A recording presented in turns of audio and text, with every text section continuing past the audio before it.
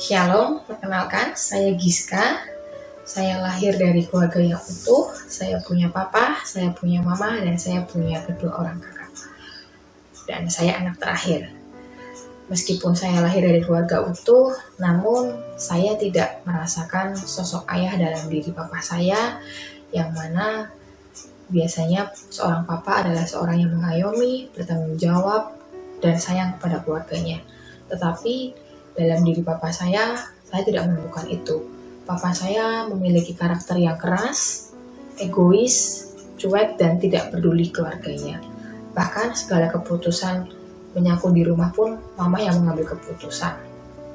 Suatu ketika pada waktu saya SMP, saya melakukan kesalahan tanpa sengaja dan kemudian membuat papa saya marah waktu itu. Dan waktu itu papa saya mengatai saya dengan perkataan yang menyakitkan saya. Waktu itu papa saya mengatakan bahwa saya adalah anak binatang. Pada waktu itu dia mengatakan di depan saudara-saudara saya.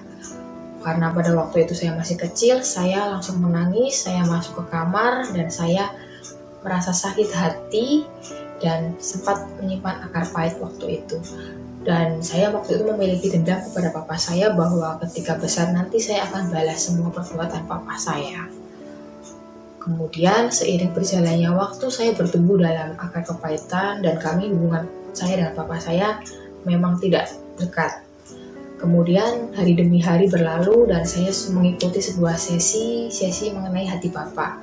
Di situ saya benar-benar merasa dipulihkan dan saya melihat bahwa kasih Tuhan itu nggak berubah sama saya dari saya dalam kandungan hingga sampai saat ini. Dan saya merasakan bahwa meskipun Bapa di dunia seringkali mengecewakan kita, tetapi Bapa di surga nggak pernah mengecewakan kita. Singkat cerita, kemudian papa saya mengalami sakit stroke. Secara hati anak yang masih dendam, mungkin saya akan tertawa melihat papa saya seperti itu ketika dia mengalami kelumpuhan pada syaraf sebelah kanannya. Namun waktu itu saya tidak tertawa, justru saya merasa sedih waktu itu. Saya merasa bahwa kasihan lihat papa saya seperti itu.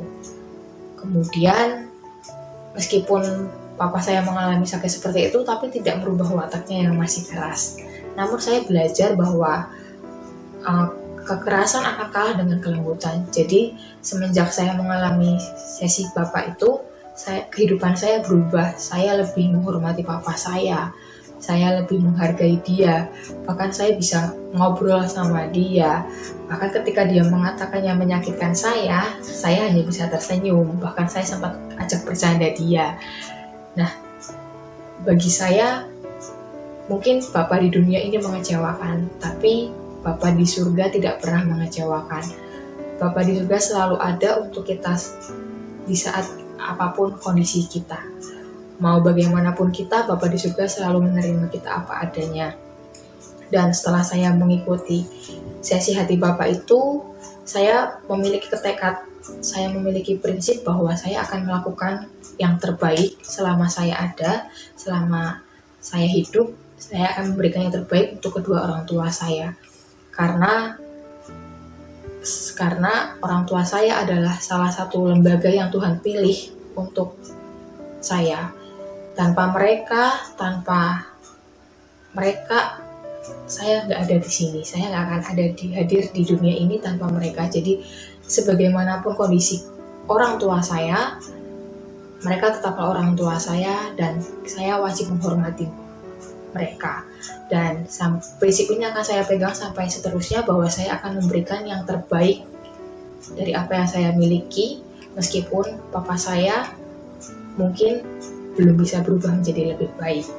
Tapi percaya bahwa Bapa di surga tidak pernah mengecewakan setiap anak-anaknya. Bapa di surga selalu sayang kepada anak-anaknya, bahkan memberikan pertolongan tepat pada waktunya. Kiranya kesaksian saya ini boleh menjadi berkat buat semuanya dan Tuhan Yesus memberkati.